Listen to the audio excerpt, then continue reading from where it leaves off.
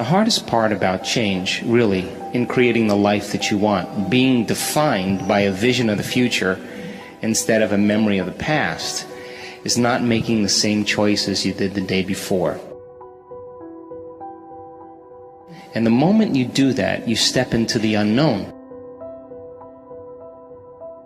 When you begin to realize the unknown is the perfect place to create from, that void of unpredictability, that uncertainty, that unfamiliarity is really the quantum place of uncertainty where all manifestations come from.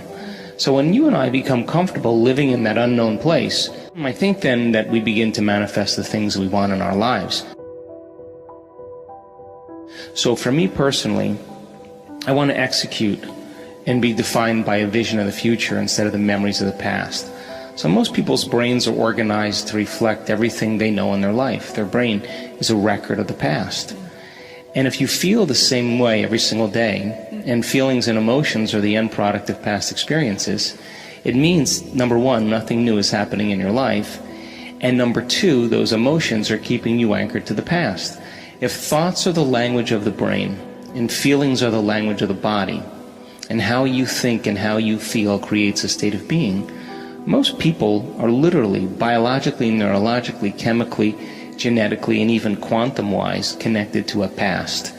So then the question is, the fundamental question is, can you believe in a future that you can't see or experience with your senses yet, but you've thought about enough times in your mind that your brain is literally changed to look like the experience has already occurred? Now, the latest research in neuroscience and neuroplasticity tells us we can change our brain to look like the event has already occurred. And can we begin to emotionally embrace a future reality that's a potential in the quantum field and begin to emotionally embrace it to such a degree that we fall in love with that future reality, that our body as our unconscious mind begins to believe it's living in that future reality in the present moment, and we're signaling new genes and new ways to change our body to look like the experience has already occurred in preparation for the event. When you truly do this properly, you're not waiting for your success to feel empowered. You're not waiting for your wealth to feel abundant. You're not waiting for your new relationship to feel love. You're not waiting for the mystical moment to feel awe. So if you're talking about manifesting your dreams, well, it only requires two things. It requires a clear intention. An intention is a vision, a possibility. The moment you say, what would it be like to be healthy? What would it be like to be wealthy? What would it be like to have a new home? What would it be like to have a great job?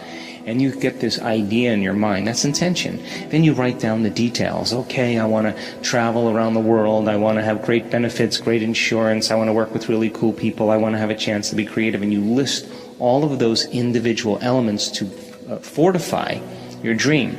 The more you get clear on those details, the more your brain begins to work in new ways. Anytime you make your brain work differently, you're changing your mind.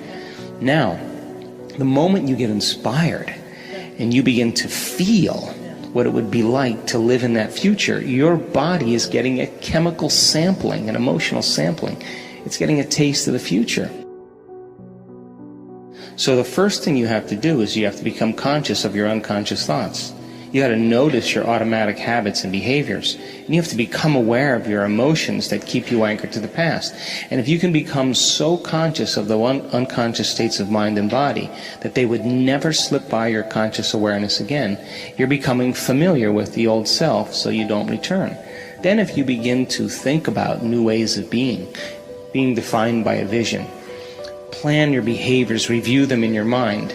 Now, if you keep doing that over and over again, nerve cells that fire together wire together. You begin to become familiar with a new state of mind.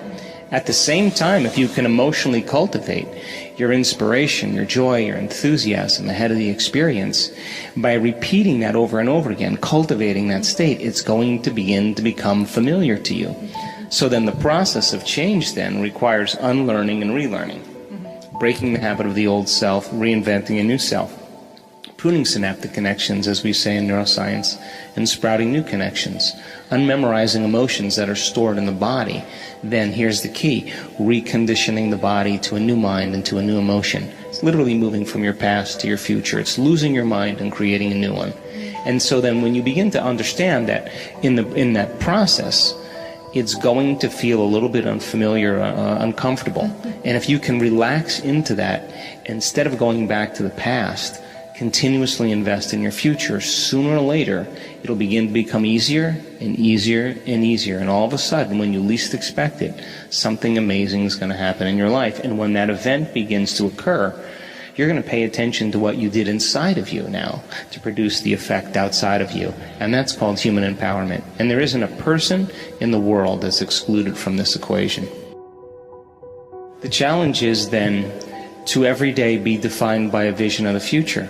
So then, when you combine a clear intention, that's a thoughtful process, with an elevated emotion, a heartfelt state of being, thoughts are the language of the brain, feelings are the language of the body. When you truly do that, your brain and body are living in the future instead of living in the past. And you're going to be drawn to some new event, because thoughts are the electrical charge in the quantum field, and feelings are the magnetic charge. And how you think and how you feel broadcasts an electromagnetic signature that influences every single atom in your life. So here's the question then.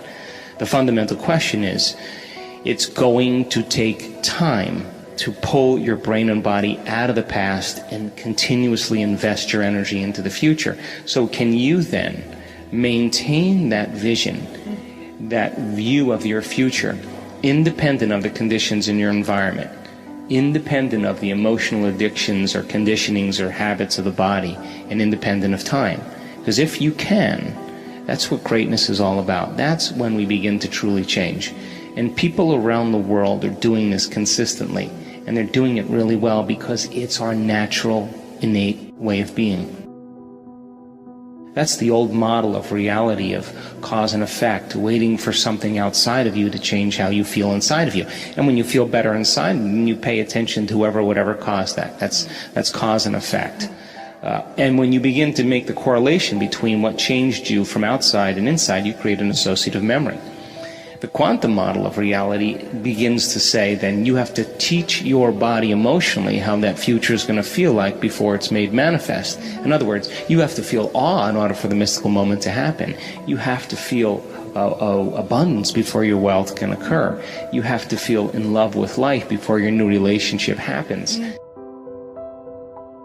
We're not defining reality by our senses because we're not waiting then for anything outside of us to change how we feel inside of us. So if there's physical evidence in your brain and body to look like the experience has already occurred, physical evidence, because the epigenetic model of reality says you can change your body by thought alone, and neuroplasticity says you can change your brain by thought alone. So if there's physical evidence to look like the experience has already occurred, well, relax, because the experience is going to find you.